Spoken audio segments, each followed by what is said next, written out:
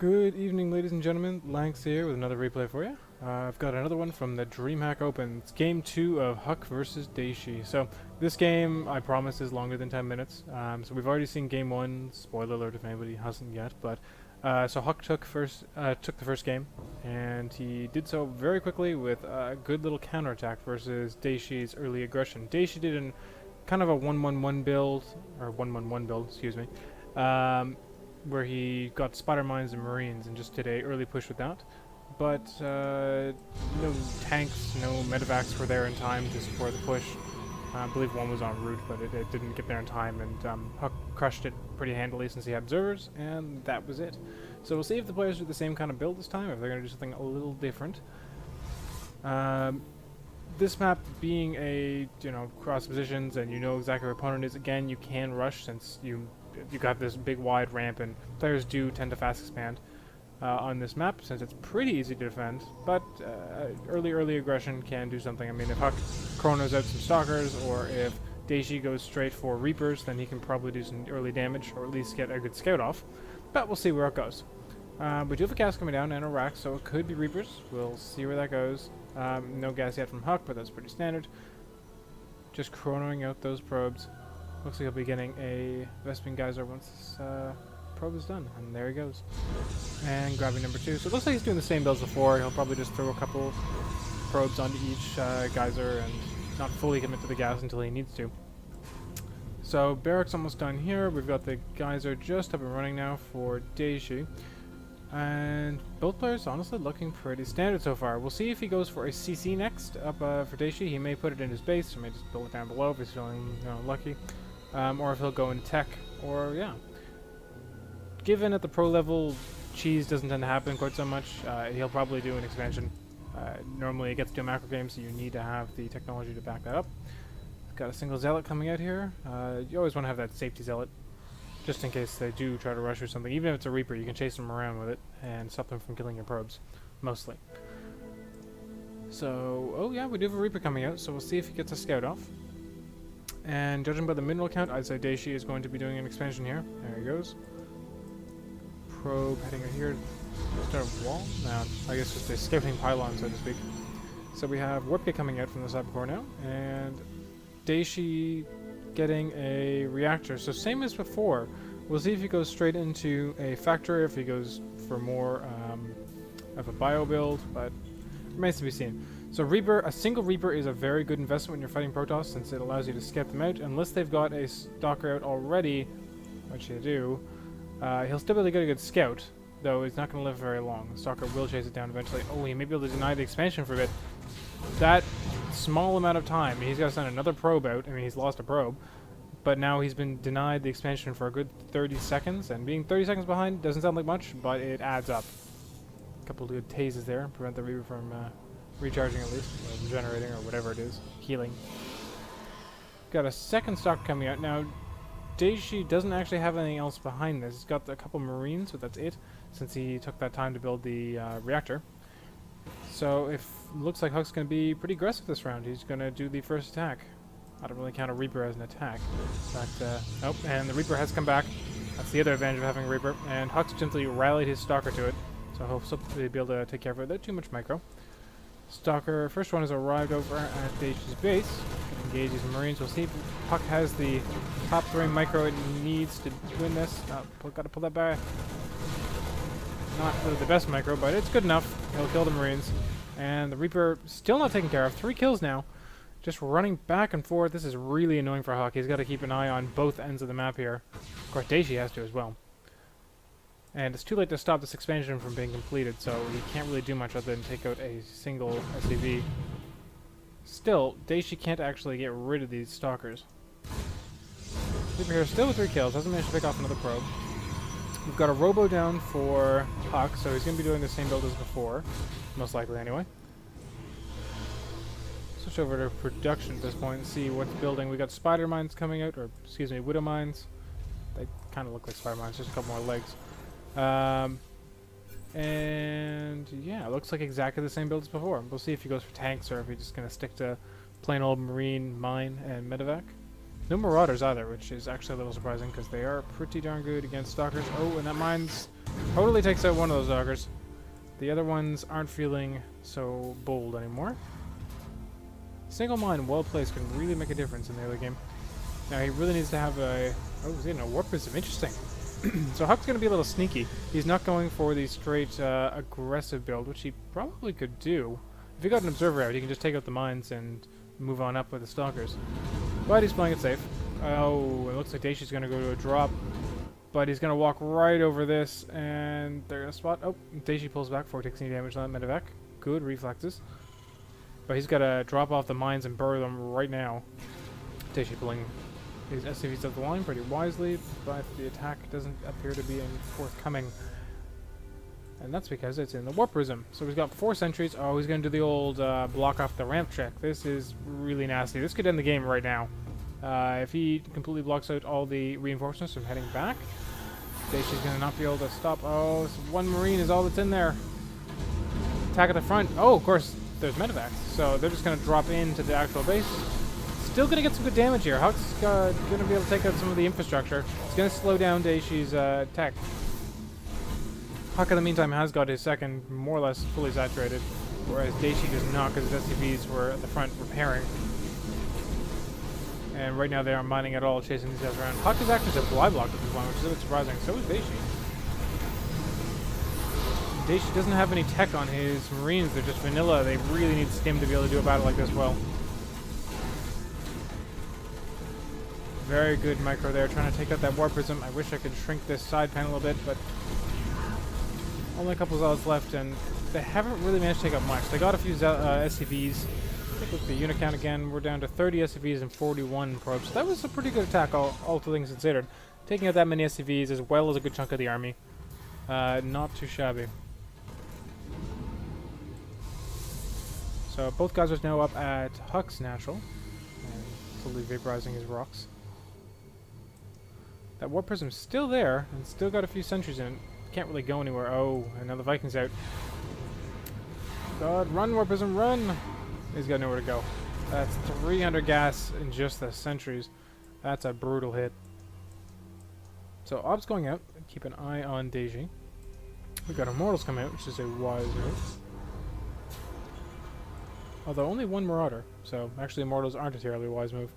Oh well.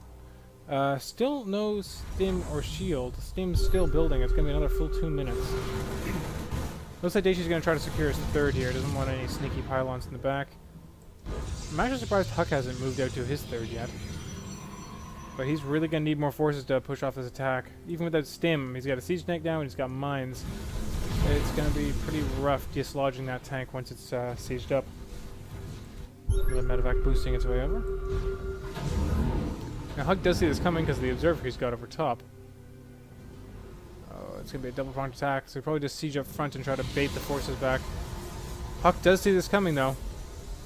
Gets those stalkers in position, denies that.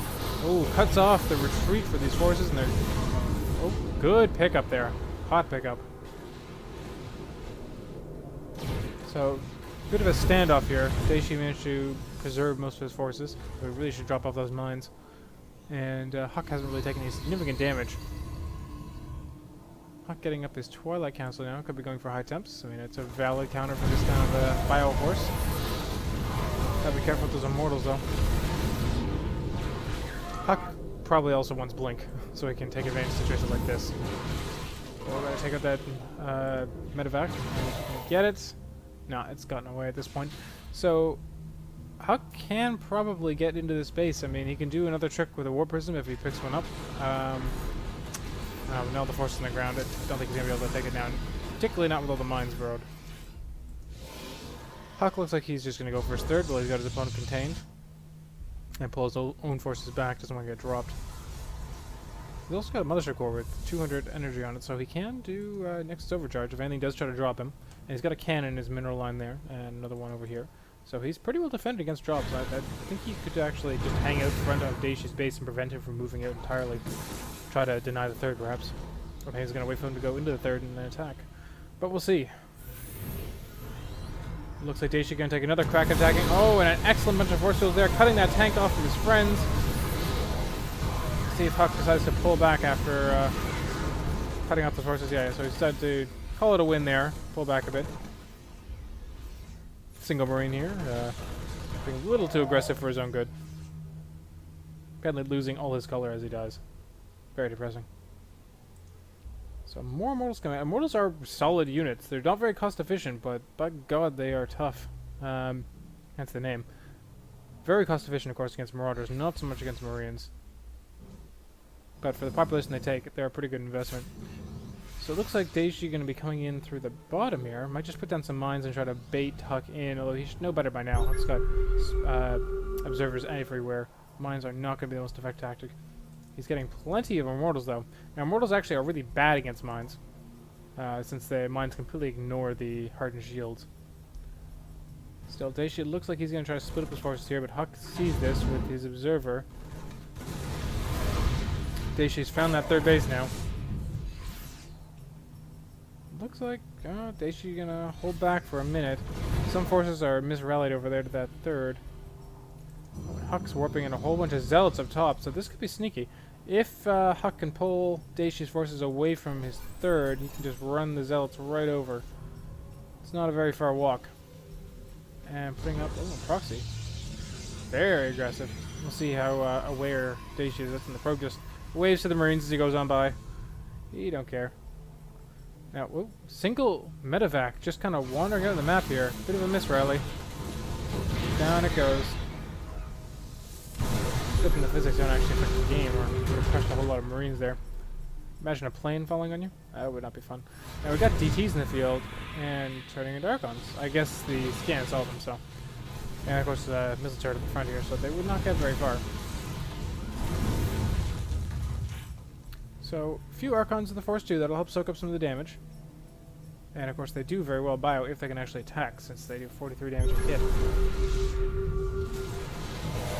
Less one observer. Looks like HuK's getting in on this. This might be the push to end it. Force Shield's not really effective, not enough of them. You need Guardian Shield more than anything else to deal with that Marine fire. HuK's starting to pull back. Can't take it, but he's taking significant losses. I'm not even sure it's worth trying to retreat. Certainly not for the Immortal and the Archons. Too slow. And the Zealots are still just up here. They're just having a little, eat in, They don't need to go out and fight, apparently. This is 1, 2, 3, 4, 5, 6, 7 Zealots just kind of chilling. Bit of a waste of resources. That could be an expansion and a half, but we'll see if they go out. Dayshi's army is entirely out of position, so if HuK remembers, he can actually go do some good damage. Warping more forces down here. The upgrades have kind of stopped for HuK, which is a little surprising. Dayshi's working on his 2-1 now. If he gets that tech advantage, it's going to really hurt in the late game. Oh, we have +3 coming up. Sorry. Completely missed that one. We got a next overcharge. Not really going to do much. Just too much bio at this point. Vaporize that Nexus quickly. DT going to town here, having some fun. And looks like Dayshi's forces are trapped here. They're going to have to pick up and run if they're going to do it at all. There they go. Drop into the back of the base. Not a bad idea. They're really not going to be able to escape very much, but it's a better choice than nothing. And scanning, which is a bit odd. I don't think there's any DTs in that fight right now. Looks like that's all of Dayshi's army, though. It pops down to 90, 88, 86. So HuK's got a pretty good army advantage, although he lost his third entirely, so HuK is at a big disadvantage. And now these Zealots are going out a little too late. And they're going to run into a mine and some token forces. It's probably not going to be pretty. Oh, and some sentries? Oh, looks like there's going to be a big army push. Putting this all together here.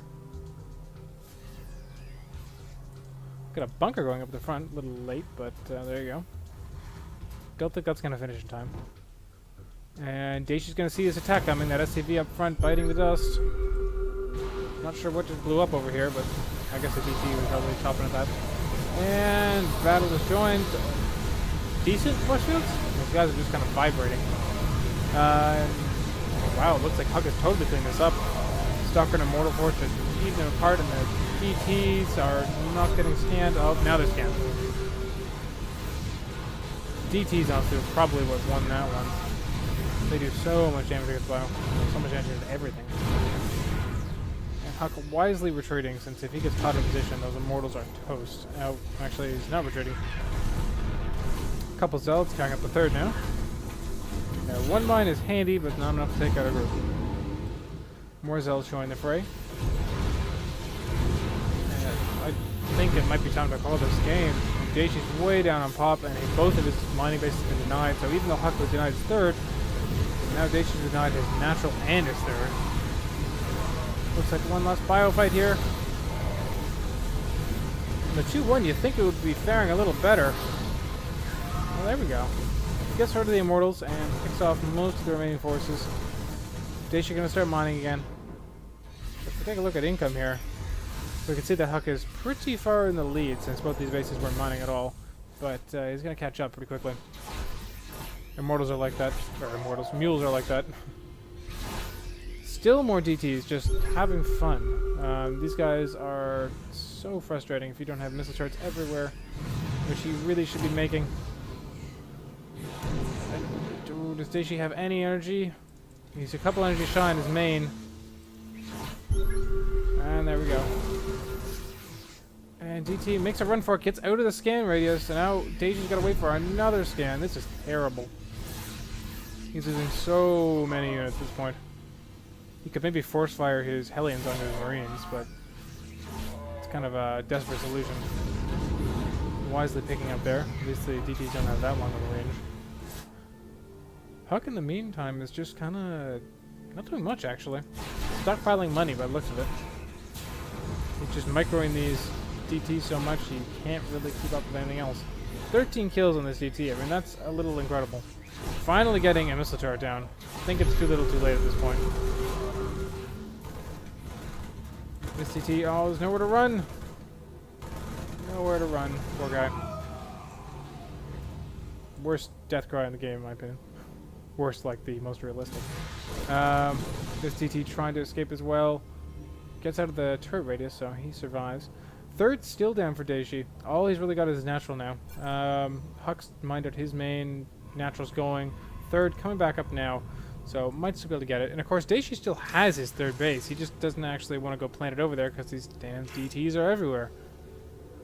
Now of course he can use EMP to take them out. And this ghost almost has enough energy for it.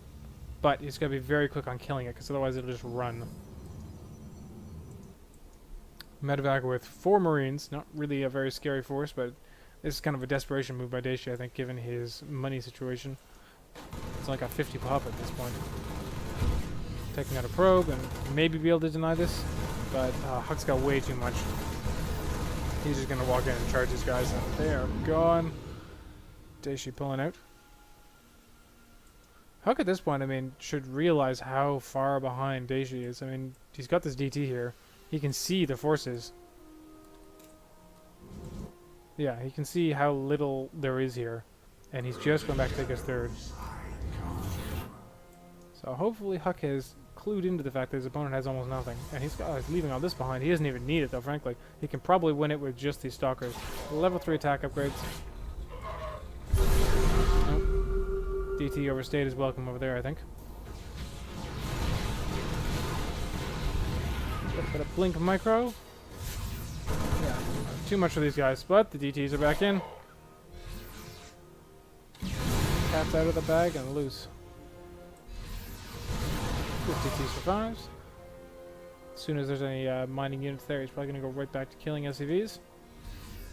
Now, I'm confused as to why none of the rest of HuK's units are coming out, since they really could probably push and win this, but HuK probably doesn't realize how much of an advantage he's got. Well, these Hellbats would make life pretty miserable for the Zealots. On the other hand, the Archons would make life miserable for everything else.